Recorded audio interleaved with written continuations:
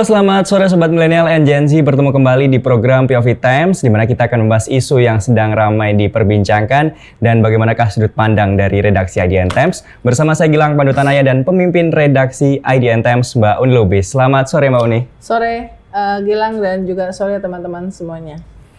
Mbak Uni, ada dua tema yang akan kita bahas di episode kali ini. Yang pertama mengenai penambahan Kodam dan Batalion Pembangunan oleh Presiden Prabowo. Lalu yang kedua masih mengenai abolisi dan amnesti yang diterima oleh Tom Lembong serta Hasto Kristianto. Ya. Tapi kita masuk ke tema yang pertama terlebih dahulu, di mana pada hari Minggu kemarin Presiden Prabowo dalam upacara gelar pasukan operasional dan kehormatan militer meresmikan 6 Kodam baru, 20 brigade dan 100 batalion teritorial pembangunan. Nah, melihat hal ini dari POV editorial IDN Times seperti apa, Mbak? Ya, ini menarik sekali karena sebetulnya ini sudah kita duga dari awal. Presiden Prabowo bahkan sejak masih menjadi Menteri Pertahanan itu sudah memberikan kisi-kisi ya, bagaimana visi, misi, perspektif dia jika menjadi presiden secara resmi tanggal 20 Oktober 2024, bagaimana mengembangkan postur dari militer Indonesia. Karena misalnya kalau saya kutip ya, jadi waktu itu Pak Prabowo masih menjadi Menhan ya. Di acara ini, acaranya adalah pemberian pembekalan kepada 906 calon Capaja prajurit TNI Polri. Itu Pak Prabowo mengingatkan mengenai tujuan nasional di undang-undang, di pembukaan Undang-Undang 45. Tujuan utama adalah melindungi segenap bangsa Indonesia. Karena itu waktu itu Menhan ya, Prabowo mengatakan baru memajukan kesejahteraan. Jadi melindungi dulu baru memajukan kesejahteraan.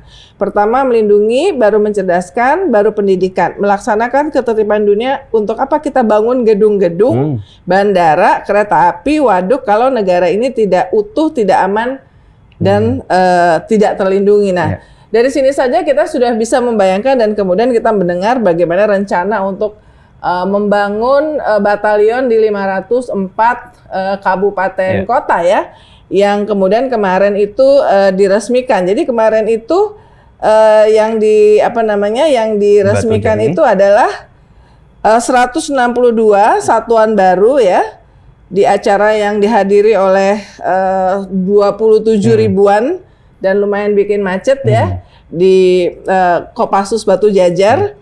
Jadi ada 162 satuan baru termasuk 6 komando daerah militer. Nah ini pasti sudah menuai kritik dari berbagai pengamat militer yang tidak ingin bahwa dui fungsi ABRI, kemudian teritorial ABRI di masa Orde Baru itu muncul lagi, tapi ini sudah ditambah ya. Kemudian ada tambahan Komando Daerah Angkatan Laut 14, Komando Daerah Angkatan Udara 3, Komando Operasi Udara 1, Komando Pasukan Khusus 6, termasuk yang dan mereka itu semua setingkat pemimpinnya bintang 1 dan kemudian Danjen Kopassus, Komandan Jenderal Kopassus yang selama ini disebutnya Danjen. Bintang 2 sekarang kemarin diresmikan posisinya bintang 3 dan disebutnya sebagai Panglima Komando Pasukan Khusus. Jadi ada 4 yang menjadi sebutan Panglima ya, termasuk pasukan reaksi cepat dan juga Angkatan Udara. Nah, kemudian ada ya ini Resimen Korps Pasukan Gerak Cepat, Brigade Infanteri Marinir ya. Brigade Teritorial Pembangunan ada 2, yang tadi Marinir ada 3, Pasukan Reaksi Gerak Cepat ada 1, Batalion Teritorial Pembangunan 100 ya, 100, kemudian dari yang 514 rencananya ya, karena ini dimaksudkan adalah untuk mengamankan, menstabilkan situasi di setiap kabupaten kota yang ada di Indonesia. Kemudian Batalion Infanteri Marinir ada 5, Batalion Komando Pasukan Gerak Cepat itu ada 5. Jadi ini memang postur yang membengkak ya di lingkungan Tentara Nasional Indonesia. Pasti akan, terutama yang rekrutmen untuk Batalion 514 yang kemarin diresmikan 100 itu pasti akan menambah orang ya, karena minimal berarti di satu kabupaten kota katakanlah mungkin ada 60 sampai 100 orang ya, berarti menambah anggota, dan nggak cuma anggota kan, nggak cuma sumber daya manusia, tapi juga peralatan, kantor, apa segala macam, itu juga pasti akan bertambah. Dan memang kan Kementerian Pertahanan dan TNI termasuk yang tidak mendapatkan pemangkasan anggaran ya, di efisiensi anggaran. Jadi ini memang akhirnya direalisasikan untuk memastikan bahwa ya itu tadi visi misinya Presiden adalah bahwa tidak ada pembangunan segala macam kalau tidak ada stabilitas dan perlindungan. Dan dalam perspektif Presiden, stabilitas dan perlindungan itu adalah dengan pembengkakan dari postur TNI ya, postur TNI. Nah, kritiknya tentu saja adalah apakah memang ini adalah eranya di mana penambahan itu lebih kepada jumlah dari institusional, termasuk jumlah orang. Padahal sekarang misalnya Pak Prabowo ini sangat concern loh dengan perkembangan strategi perang, ya. Makanya mulai tahun 2022 sebagai Menhan mensupport dan dilakukan oleh Universitas Pertahanan itu sudah membuat semacam strategic warfare course ya, course atau studi singkat sekitar 3 mingguan untuk strategi perang ya. Dia mendatangkan ahli-ahli strategi perang terkemuka dari berbagai strategi perang yang top lah ya, Sun Tzu, kemudian Mearsheimer, itu semuanya didatangkan untuk melatih setiap tahun itu 100 the future leader of TNI terutama, tapi ada juga peserta dari Polri sedikit sekali, tapi terutama TNI dan 40 orang itu bintang 1 ya, brigadir jenderal, dan yang 60-nya itu adalah kolonel dan mungkin sedikit sekali ada letkol. Jadi memang dia ingin mempersiapkan the future leader dengan pembekalan seperti ini, karena dia tahu dan dia selalu mengatakan dalam setiap pidato baik itu kepada publik maupun pada saat misalnya bertemu dengan pemimpin redaksi di Hambalang, bahwa kita ini sudah kelihatan kan ada perang nih geopolitik ya, Ukraina, kemudian Rusia keluar teori perang dari perang itu, di Middle East juga berkembang terus. Tetapi yang paling berkembang itu tentu saja kan adalah perang informasi dan perang cyber, warfare cyber information yang itu lebih mengandalkan teknologi tinggi, termasuk sekarang menggunakan akal imitasi ya, kecerdasan buatan AI. Nah, jadi kritiknya itu adalah apakah ini memang strategi yang tepat dan mestinya juga dibarengi tidak hanya sekedar menambah orang, menambah institusi, tetapi juga bagaimana TNI itu bisa adjust ya, menyesuaikan dengan tantangan strategi perang di era yang sekarang ya, modern warfare ya, dengan alutsista tapi juga dengan AI, dengan segala macam. Jadi itu yang sekarang tuh masyarakat itu belum clear betul ya.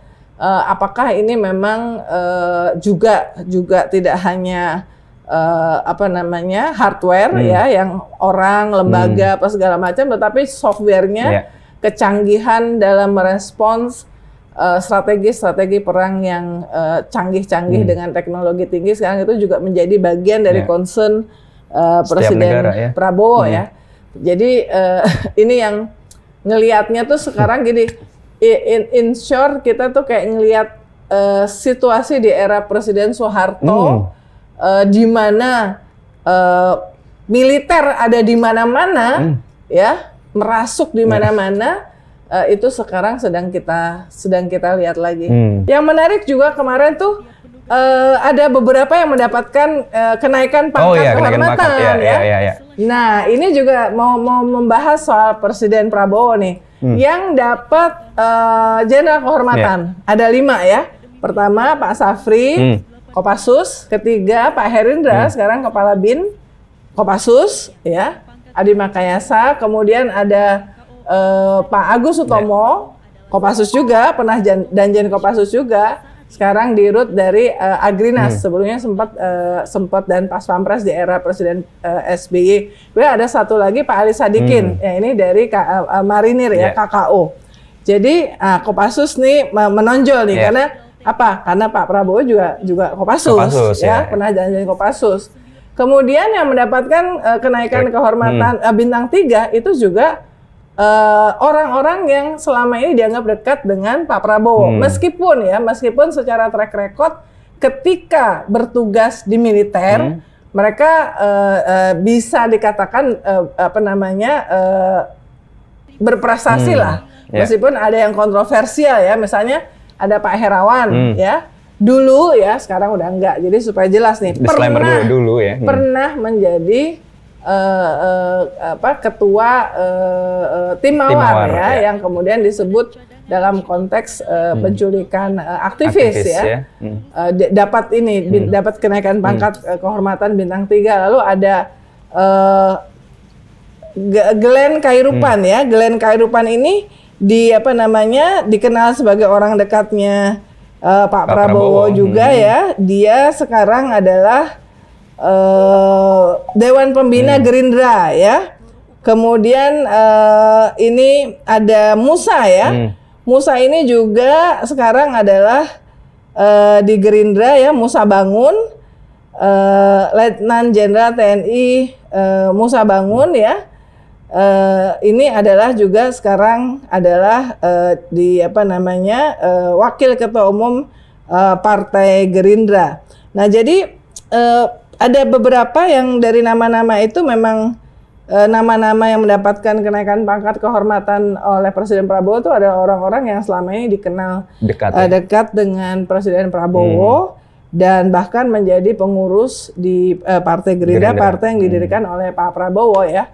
Bagaimana kita melihatnya ya? Mungkin gini, ini adalah cara Pak Prabowo yang dikenal sebagai orang yang loyal kepada semua yang pernah membantu dan bekerja bersama-sama untuk menyatakan apresiasi dan terima kasihnya ya.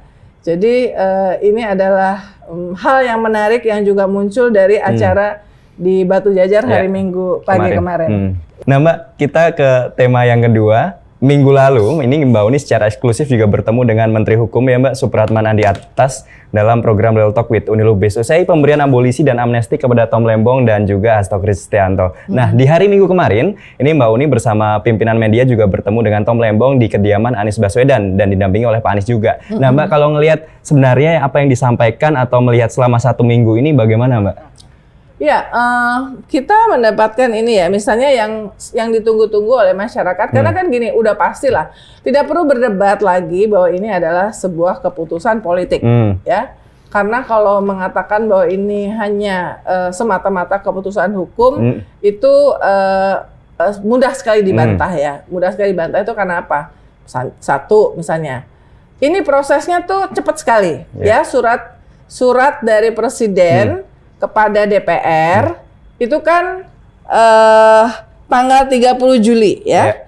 Tanggal 30 Juli dan kemudian sudah dibalas ya. Sudah dibalas itu pada tanggal 31 Juli karena tanggal 31 Juli itu Wakil Ketua DPR Pak Dasko didampingi oleh termasuk Ketua Komisi 3 Habibur Rahman yang dua-duanya sama-sama dari Gerindra. Plus Menteri Hukum Pak Supratman Andi Aktas yang juga kebetulan dari Gerindra itu sudah jumpa pers mengumumkan abolisi untuk Tom Lembong dan amnesti untuk Hasto dan 716 itu ya. Nah, jadi ini prosesnya tuh cepet banget karena apa? Pasti ada proses yang ditabrak. Ya, kenapa? Karena pada saat itu tuh sebetulnya DPR itu sedang reses. Ya, saya bertanya kepada sejumlah anggota DPR, sebetulnya prosesnya itu seperti apa? Prosesnya itu harusnya mengikuti Undang-Undang MD3 ya. MD3 itu Undang-Undang MPR, DPR, DPD, DPRD ya. Nah, prosesnya itu seharusnya usulan kalau internal saya udah dapat informasi dari Menteri Hukum bahwa sebetulnya ini proses yang sudah dimulai sejak bahkan ketika dia ditunjuk jadi Menteri Hukum. Karena waktu itu Presiden Prabowo menitipkan 2 hal. Satu, siapkan amnesti dan harus dilakukan di setiap menjelang 17 Kemerdekaan. Agustus, yang kedua jangan korupsi. Nah, jadi terakhir dia menyampaikan daftar yang sudah dari 100 ribuan ke 44 ribuan, kemudian ke 117 itu ketika mendampingi Presiden Prabowo kunjungan ke Singapura ya, kalau nggak salah bulan yang lalu ya, atau kira-kira sebulan yang lalu ya. Nah, jadi ini sudah proses yang lama dipersiapkan. Tapi yang benar-benar yang kelihatan baru, proses dadakan lah ya istilahnya. Dan makanya ini pasti ada unsur politiknya, itu adalah menyangkut Tom Lembong dan Hasto ya. Nah, kalau menurut Undang-Undang MD3, prosesnya tuh harusnya surat disampaikan dari pihak pemerintah, eksekutif dalam hal ini, kepada pihak DPR, pimpinan DPR, kemudian membentuk tim ya, dalam mengundang tim yang biasanya ini dibahasnya tuh di BAMUS, Badan Musyawarah. Badan Musyawarah ini akan membahas kapan ini surat usulan amnesti dan abolisi ini akan dibahas dan diputuskan di rapat paripurna, ya. Berarti kan kapan, jam berapa, tanggal berapa, itu dibahas di BAMUS. Jadi kemudian dibawa ke paripurna, dan paripurna kan juga ada proses apakah rapat paripurnanya itu sudah quorum atau tidak. Baru kemudian dibuat keputusan. Contohnya aja untuk ini aja deh, untuk yang naturalisasi aja kan pakai prosesnya seperti itu ya. Nah, apalagi ini, dan memang kalau kita kan akhirnya dapat tuh Kepresnya ya, baik Kepres yang untuk abolisi yang dalam hal ini 1 orang, Pak Tom Lembong, maupun Kepres amnesti yang termasuk di dalamnya itu adalah untuk Pak Hasto ya. Jadi Kepres amnesti itu nomor 17 tahun 2025 ya. Di situ kan ada 1178 terpidana / narapidana yang mendapatkan amnesti ya. Dan Pak Hasto itu ada di urutan ke-47 ya. Dr. Julius Paonganan yang terpidana pencemaran nama baik yang dijebloskan ke penjara di era Presiden Jokowi yang sempat 10 tahunan, itu ada di urutan ke 1027. Nah, di sini disebutkan pertimbangannya itu adalah mengingat pasal 4 ayat 1 dan pasal 14 ayat 2 Undang-Undang Dasar Negara Republik Indonesia tahun 45 ya.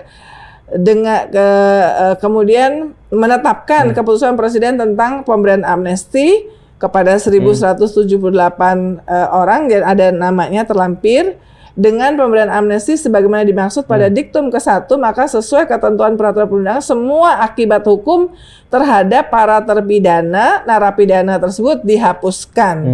Ya, jadi ini juga menimbulkan pertanyaan juga kan sebetulnya karena Pak Hasto itu kan memang tidak mengajukan banding sesudah divonis, karena dia prosesnya lewat Komisi Pemberantasan Korupsi. Tetapi kan KPK sempat mengajukan banding. Betul. Sementara biasanya amnesti itu diberikan kalau putusannya sudah ingkrah, jadi sudah selesai, kemudian dia bersalah, kemudian diampuni istilahnya. Nah ini belum ya.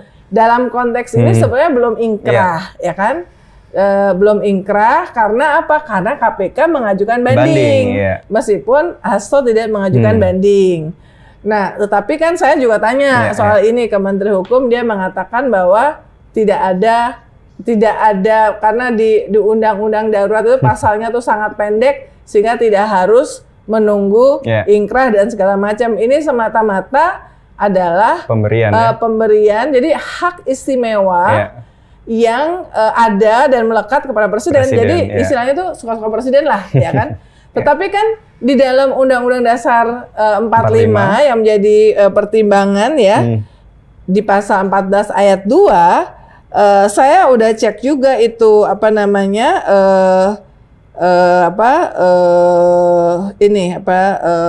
Gilang, bahwa itu di situ ada dengan pertimbangan DPR. Nah, jadi pertanyaannya itu kan adalah kapan pertimbangan DPR ini diberikan ya? Kapan pertimbangan ini diberikan? Karena ya itu tadi lagi reses, nggak ada rapat paripurna. Terus saya tanya kepada anggota DPR, Terus apa konsekuensinya kalau sebuah keputusan tidak diambil berdasarkan mekanisme yang berlaku di Undang-Undang MD 3? Ya mestinya bisa dinyatakan tidak sah. Nah, jadi ini catatannya nih untuk kepastian hukum ya, untuk kepastian hukum termasuk kepada yang mendapatkan amnesti ya 1178 dan juga yang mendapatkan abolisi seperti Pak Tom Lembong. Jadi harusnya mekanisme ini juga harus dibuat secara sesuai dengan aturan supaya tidak menimbulkan masalah di kemudian hari ya. Soalnya ya sekarang karena yang berkuasa adalah Presiden Prabowo, ya udah itu hak istimewa ya, bukan sekedar hak prerogatif nih teman-teman. Ini adalah hak istimewa dari presiden ya. Tetapi siapapun yang menerima ini perlu mendapatkan kepastian, termasuk memastikan bahwa di daftar di lembaran negara atau di website yang berkaitan dengan lembaga-lembaga hukum ini, apakah di situ masih tercantum bahwa dinyatakan bersalah apa segala macam. Apakah kemudian ini harusnya dihapus ya? Yang Kepresnya untuk Pak Tom Lembong juga nomor 18 tahun 2025 ya. Di situ juga sama, very simple ya, singkat, mengingat pasal 4 ayat 1 dan pasal 14 ayat 2 Undang-Undang Dasar Negara Republik Indonesia ya, memberikan abolisi kepada Saudara Thomas Trikasih Lembong. Maka dengan pemberian abolisi sebagaimana dimaksud pada diktum ke-1, maka sesuai dengan ketentuan peraturan perundang-undangan, semua proses hukum dan akibat hukum terhadap Saudara Thomas Trikasih Lembong ditiadakan ya.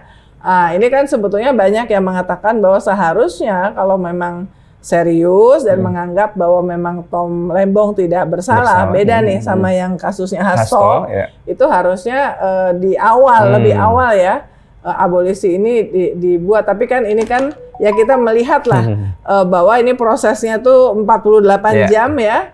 Kemudian tanggal 30 surat ke DPR, 31 DPR sudah menerima meskipun tanpa melalui proses, mungkin telepon-teleponan sama ketua-ketua umum partai politik, atau notabene sekarang 100% partai politik yang ada di DPR itu sekarang sudah mendukung pemerintahan Presiden Prabowo, jadi solid istilahnya ya. Dan kemudian tanggal 1 Kepresnya itu sudah keluar. Jadi ini sebuah proses yang tidak biasa. Tidak melalui proses yang biasa sesuai dengan MD 3 di DPR, dan karena itu jangan lagi ada bantahan-bantahan yang mengatakan bahwa ini tidak politis. Ini jelas keputusan politik oleh Presiden Prabowo yang ingin semuanya bersatu ya, kalau kata Dasko merajut persatuan kebangsaan dan segala macam, tapi ini adalah sebuah keputusan politik yang tentu ini presiden yang buat para ahli hukum dan bahkan orang-orang yang pakar-pakar anti korupsi ini sesuatu hal yang menimbulkan pertanyaan besar dan bagaimana nanti ke depannya. Mbak Uni, terima kasih banyak untuk 2 tema yang kita bahas di episode ini, dan terima kasih juga Sobat Milenial Gen Z. Jangan lupa untuk subscribe, komen, dan share ya di episode POV Times kali ini. Kita bertemu lagi di episode minggu depan Mbak Uni. Terima kasih banyak, salam sehat selalu.